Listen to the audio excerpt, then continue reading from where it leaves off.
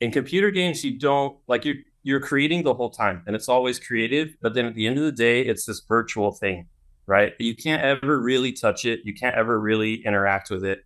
All you can do is sit on the computer and run the program, right? Um, there's something about building something with your hands and then getting in that thing later and driving it. It's an insane thing. And I always talk about it being the caveman thing, right? It goes back to the like grow your own food and you eat that tomato and it's like there's something super cool about that. You're like, I don't understand. I put the seed in the ground and I watered it and now there's this tomato and it tastes amazing. Like there's something super cool and satisfying about that. And the car is kind of the same thing. Like the Mustang that I built is not what I started with. I put all this effort into it and now I've got this thing and I've had it for years now and I drive it and I thrash it and it's, with computer games, they sort of come and go. The game comes out, people play them for 6 months, a year, whatever. Then kids stop playing them, they move on to something else, and that's it. Like there's games that I built that are multiplayer only, and the servers don't even operate anymore. So like you physically you cannot play that game anymore, right? Um, so the other thing is like a lot of these games nowadays, they try to get you hooked for as long as possible, right? I've got friends who have, thousands, literally thousands, 3,000, 4,000 hours into one video game. Like And playing the game or designing yeah, it? yeah, playing it. Man, And I'm that's like, crazy. for me, it's baffling, right? Because I'm like, what's your return on that? Like, what did Yeah. you get out of that? Like, you're just really freaking good at that game. Bad eyesight and a sore ass. Like Yeah. that's just, Yeah, like for Didn't get me, laid at all. for me, I put 1,600 hours into that car, and now for years I've been able to drive it. Yeah. And it's opened up so many doors. It's crazy to me that like I finished that car in 2019, and then this Top Gear video came out of Jethro thrashing it at Willow Springs. That came out like what 3 weeks ago or something. So that car is still doing stuff for me, and I'm still enjoying it. And so like the return on that amount of hours is like very, very high for me. So yeah, now it's like everything from I can't, when wake up in the morning and I'm thinking about what I could build. Every night I look at Craigslist. I shop around for anything that might be a good project car. yeah, drug addicts do the same shit, man. They do the same shit, trying to get their next We all fix. have the same problem. Yeah, it's all I'm the same. serious. Yeah. It's a I don't dopamine I don't do injection. anything Yeah. else. I'm awkward socially. Like I don't go to parties. I don't hang out. Like I just all I want to do is build. And part of it was realizing when I finished the GT40, I literally wrote down a list of like these bucket list cars that I've always loved that I would really like to build a version of. Took me 3 years to build the Mustang. I started doing the math and I'm like, this is impossible. Like I'll never be able to build these cars. And that was like really depressing. And that was when I decided, okay, I need some help. So when I hired on the first employees, there wasn't as much a business plan for like how are we going to make money. It was more like these guys are going to help me build my bucket list of cars quicker because I want to get done before I'm too old to like crawl under a car.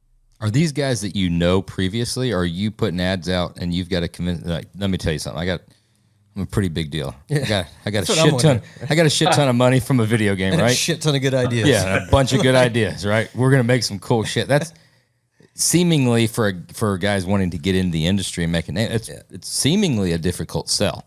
Well, yeah. I mean, it's Or hard. it's exciting too. Yeah, very. It's hard enough to just find people, like as a shop is established and exists, to find somebody willing to join that team. But like, just you're clean sheet in this thing. Right. Where these dudes come from? Yeah, I mean, in video games, we call it a startup, right? No one wants to come work for a startup because they know it's inherently super risky. Yep.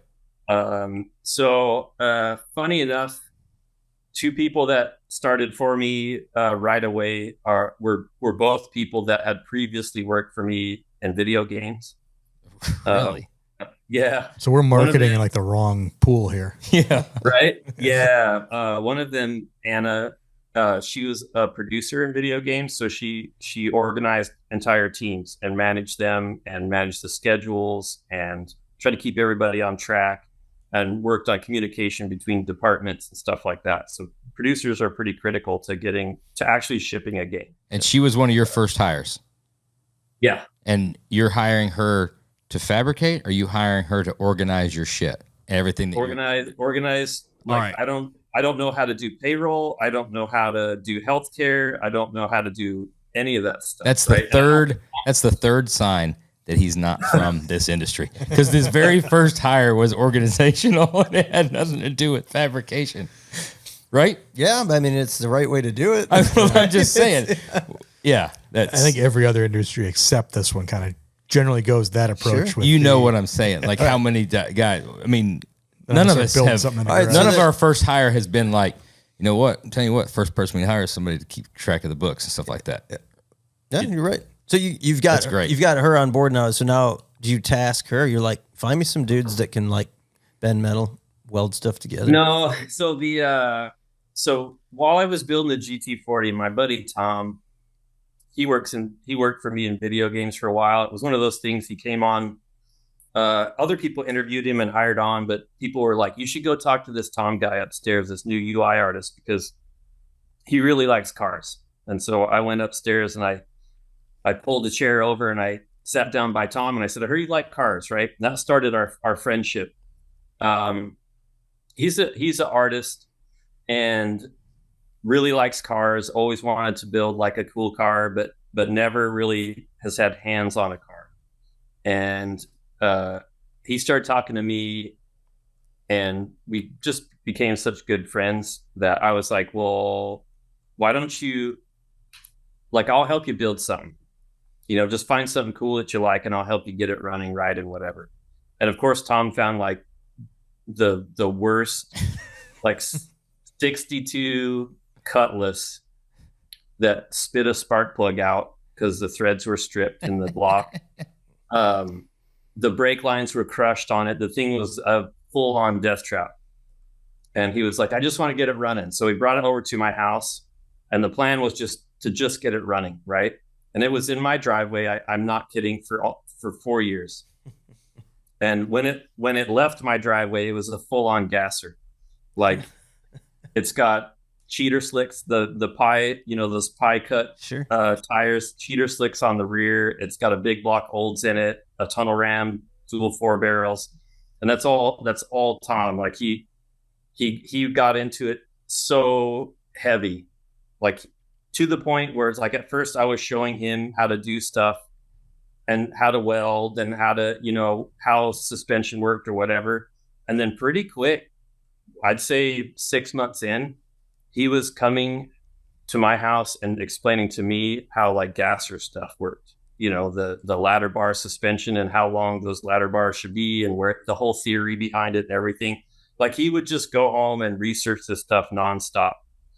And after about 6 months, there wasn't any hand holding, and he just would come over to my house every Sunday, and I'd work on the GT40 and he'd work on the gasser. And that was the first time that I realized, like, I pulled out a stool one morning, I sat on the stool and I was having like a hard cider, and I was like, "Oh shit, this is what people talk about when they crack open some beers and they have their friends over to wrench on a car. Like this is what we're doing. You're really doing it, man. I'm really doing it. We're socializing.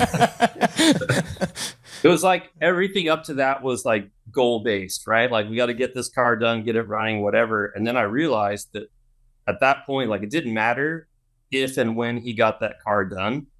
I just enjoyed him coming over. Enjoyed the process. And I enjoyed our friendship and that sort of thing. So suddenly we were just building cool cars together. So he got that gasser done. And so it was one of the things where he knew I was going to open a shop, and I had already talked to him about it before I did it. And he was ready to go. And basically the whole pitch was, I'm going to set enough money aside to run the company for 5 years. And if at the end of 5 years we can break even, then we can just keep going.